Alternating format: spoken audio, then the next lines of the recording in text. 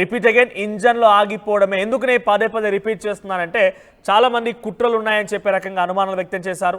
ఆ తర్వాత ఫ్యూయల్ కరెక్ట్గా లేదు, టర్బైనల్ ఫ్యూయల్ కరెక్ట్గా లేదని చెప్పి చాలామంది అంటున్నారు. ఆ తర్వాత ఇంకొక వర్షన్ కూడా వినిపించింది. ఏదేమైనా కూడా ఈ అన్నిటిలో కంటే కూడా ఇంజన్లు ఆగిపోవడమే ప్రధాన కారణంగా అక్కడ ఈ ప్రమాదం సంభవించిందట.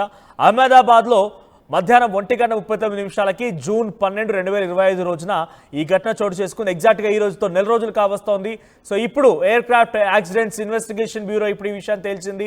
ఎయిర్ ఇండియా విమానం AI-171 బోయింగ్ 787-8 డ్రీమ్ లైనర్ విమానం టేక్ ఆఫ్ అయినటువంటి ఢిల్లీ నుంచి అటు లండన్ వైపుగా వెళ్తోంది. ఢిల్లీ నుంచి అహ్మదాబాద్ చేరుకుని అహ్మదాబాద్ నుంచి మరోసారి టేక్ ఆఫ్ అయినటువంటి కొన్ని క్షణాల్లోనే అది కుప్పకూలిపోయింది.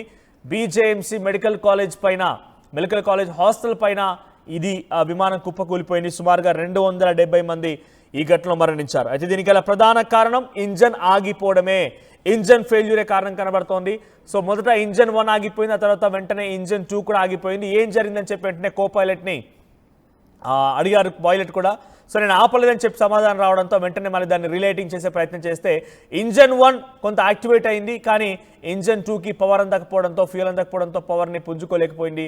అందుకే ఈ విమానం లేచినట్టుగా అలా కుప్ప కూలిపోయినట్టు తెలుస్తోంది. సో ప్రస్తుతానికి మీరు చూస్తున్నారు ఆర్టీవీ స్క్రీన్ పైన AIB నివేదిక. So as per the EAFR data, the aircraft crossed the takeoff decision speed V1 and achieved 155 kts IAS at 8:33 UTC. The V speed 155 kts was achieved as per the EAFR. The aircraft air-ground sensors transitioned to air mode consistent with liftoff at 8:39. So the aircraft achieved the maximum recorded airspeed of 180 knots at about time immediately thereafter. The engine 1 and engine 2 fuel cutoffs switches transitioned from run to cutoff. So ఇక్కడ cut off అంటే ఆగిపోయినాయి. So రెండు ఆగిపోయినాయి. So cut off switches transition. So cut off చేయడం అనేది ఆగిపోయింది. ఆ రెండు ఇంజన్లు కూడా ఆగిపోయాయి. సో ఒకటేసారిగా ఆ పరుగులు పెడుతున్న ఆ విమానంలో నుంచి రెండు ఇంజన్లు ఆగిపోవడంతో one after another with a time gap of 1 second. 1 second gap తో ఒకదాని తర్వాత ఒకటి రెండు కూడా ఆగిపోయాయి. The engine N1 and N2 began to decrease from their takeoff values as the fuel supply to the engines was cut off. వాళ్ళ రెండింటికి కూడా ఆ రెండు ఇంజన్లకు కూడా ఆ ఫ్యూయల్ పాస్ అవడం అనేది ఆగిపోయింది. చాలా క్లియర్గా ఉంచండి. The engine N1 and N2 began to decrease from their takeoff values as the fuel supply to the engines was cut off. In the cockpit voice recording, so a cockpit lo voice record ayi em record ayindi. One of the pilot is here asking the other, why didn't he cut off? The other pilot responded that he didn't do that.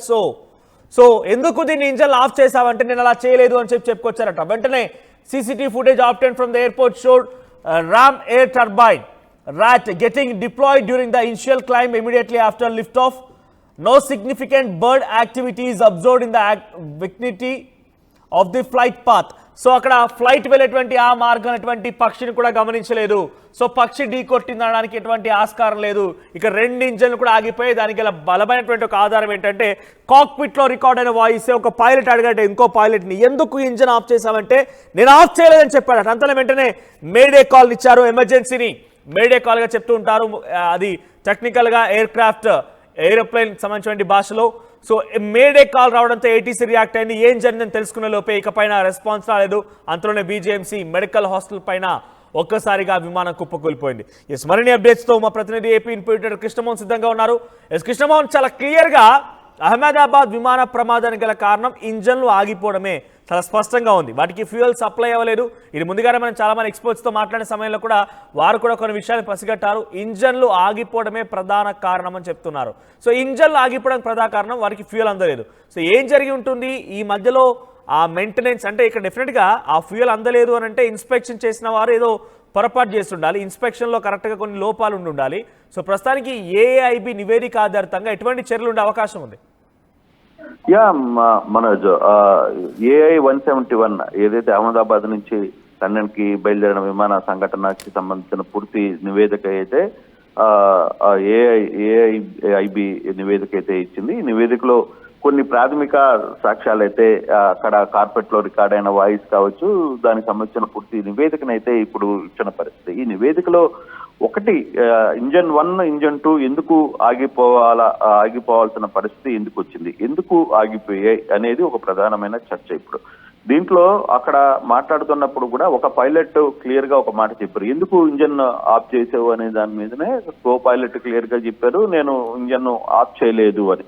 అప్పటికే విమానం start అయ్యి గరిష్ట వేగాన్ని అందుకునే పరిస్థితి ఉంది. ఒక్కసారిగా sudden గా మళ్ళీ ఈ ఇంజన్ 2 కూడా ఆగిపోవడం, ఫ్యూయల్ స్విచ్లు 2 నుంచి కట్ ఆఫ్ గా మారిపోయినాయి. అంటే ఫ్యూయల్ ఎందుకు ఆగిపోయింది, స్విచ్ ఆఫ్ లో ఏమైనా ఫ్యూయల్ స్విచ్ ఆఫ్ కు సంబంధించిన దాంట్లో అక్కడ ఏమైనా లోపం జరిగిందా, అక్కడ ఏమైనా కుట్ర జరిగిందా, అంటే ఇంజన్ కి అందాల్సిన ఆయిల్ ఏదైతే ఫ్యూయల్ ఉందో ఈ ఆయిల్ ని అందించడంలో ఎందుకు పొరపాటు జరిగింది, అంటే అక్కడ ఇంజన్ ని అంటే ప్రతి విమానం టేకాఫ్ అయ్యే ముందు ఆయిల్ ఫ్యూయల్ ని నింపడం అనేది పరిపాటి రెగ్యులర్ గా జరిగే ప్రాక్టీస్. ఆ రెగ్యులర్ జరిగే ప్రాక్టీస్ లో అక్కడ ఇంజన్ కి అందాల్సిన ఆయిల్ ని ఎవరైనా ఉద్దేశపూర్వకంగా స్విచ్ ఆఫ్ ని ఆఫ్ చేశారా, లేదు అది లోపం అక్కడేమన్నా టెక్నికల్ ఎర్రర్ వచ్చి స్విచ్ ఆఫ్ కి ఆయిల్ ఇంజన్ కి అందకుండా పోయాయా అనేది ఒక ఇప్పుడు పెద్ద చర్చగా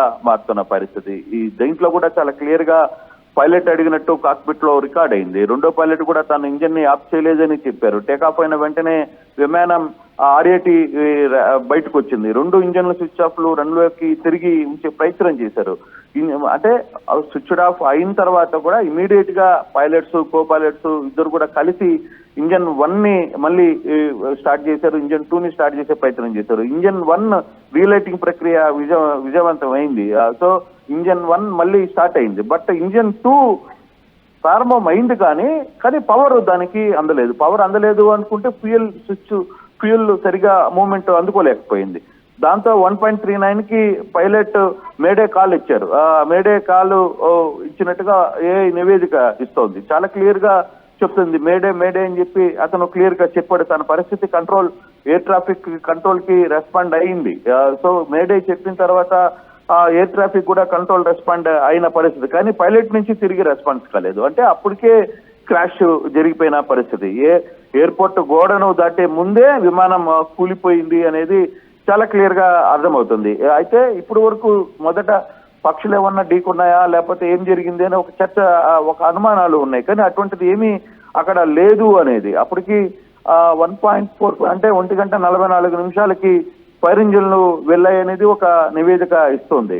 కానీ ప్రమాద స్థలాన్ని డ్రోన్ తో రికార్డు జరిగింది, శిథిలాలను సురక్షితమైన ప్రదేశాలకి తరలించారనేది ఇస్తున్న రిపోర్ట్. కానీ ఇక్కడ జరుగుతున్న దీంట్లో అసలు ఆయిల్ ఇంజన్లకి వెళ్లకుండా ఉండాల్సిన పరిస్థితి ఎలా వచ్చింది, అంటే ఫ్యూయల్ ని నింపిన తర్వాత ఆ ఫ్యూయల్ ని నింపిన వాళ్ళు ఎవరైనా ఆ స్విచ్ ని ఆఫ్ చేశారా, లేదు ఆ ఫ్యూయల్ ఇంజన్ కి అందకుండా చేసే ప్రయత్నం జరిగిందా, లేదు టెక్నికల్ గా అక్కడే ఎర్రర్ వచ్చి ఆ స్విచ్ పనిచేయకుండా పోయిందా అనేది ఇప్పుడు చర్చ అయితే జరుగుతుంది. దీని మీద పూర్తి ఈ సమాచారాన్ని అయితే తీసుకుంటున్న పరిస్థితి. కానీ దీంట్లో ఏదైనా కుట్ర దాగుందా అనే కోణం ఇప్పుడు వెలుగులోకి వస్తుంది. ఇది అంటే బేసిక్ గా 2 ఇంజన్లకి ఆయిల్ సప్లై చేయడంలో ముందు 2 ఇంజన్లు ఆగిపోయాయి, టేకాఫ్ అయిన తర్వాత సో దాన్ని మళ్ళీ రీకాల్ చేశారు. A1 ఇంజన్ మళ్ళీ రీస్టార్ట్ అయింది. A2 ఇంజన్ ఎందుకు రీస్టార్ట్ కాలేకపోయింది, అక్కడ స్టార్ట్ చేసిన ప్రయత్నం చేసినప్పటికీ కూడా పవర్ ఎందుకు దాంట్లోకి రాలేదు, అంటే ఆయిల్ ఎందుకు దాంట్లోకి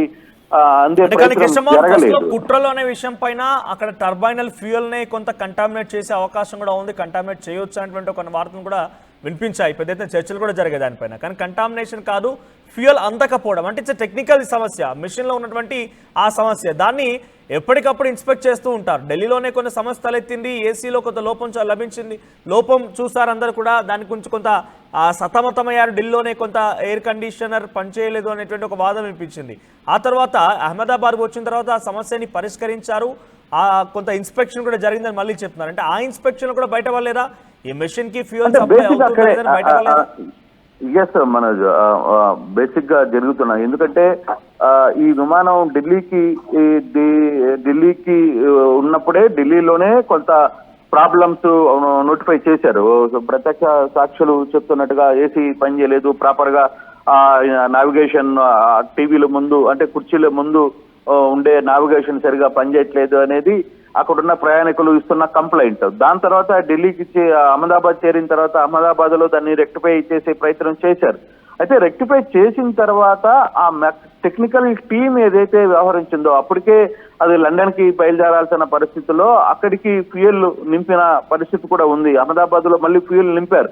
ఫ్యూయల్ నింపిన తర్వాత అక్కడ ఎవరైతే ఈ టెక్నికల్ టీం వ్యవహరించిందో వాళ్ళు ఎక్కడైనా కొంత ఆ స్విచ్ ని ఆఫ్ చేసి మళ్ళీ ఆన్ చేయకుండా వదిలేశారా, లేదు పైలట్లు అక్కడి నుంచి మూవ్ అయిన తర్వాత కూడా వాళ్ళు ఎందుకు దాన్ని గ్రహించలేకపోయారు, ఇంజన్స్ కంప్లీట్ గా ఒకటి రీస్టార్ట్ చేయడానికి కూడా పైలట్స్ మళ్ళీ స్టార్ట్ చేశారు. మొదటి ఇంజన్ మళ్ళీ రీస్టార్ట్ అయింది, రెండో ఇంజన్ ఎందుకు రీస్టార్ట్ కాలేకపోయింది అనే కొంత చర్చ అయితే జరుగుతోంది. దీని వెనకాల ఉద్దేశపూర్వకంగా ఏదైనా డ్రాప్ చేశారా, దాంట్లో అంటే స్విచ్ ఆఫ్ ని వాంటెడ్ గా ఆపారా, లేదు బై డిఫాల్ట్ గా అక్కడ స్విచ్ లో అంటే ఆయిల్ ఇంజిన్ కి వెళ్లే ప్రక్రియలో ఉండే స్విచ్ ఏదైతే అది నియంత్రణ చేస్తుందో ఆ స్విచ్ ఏదైనా పనిచేయకుండా ఆగిందా అనే కొంత చర్చ అయితే జరుగుతోంది. బట్ ఏ విధంగా ముందుకు వెళ్తారు, ఇప్పుడు నివేదిక ఆధారంగా దీంట్లో కుట్రకోణంగా ఉందని ఏమన్నా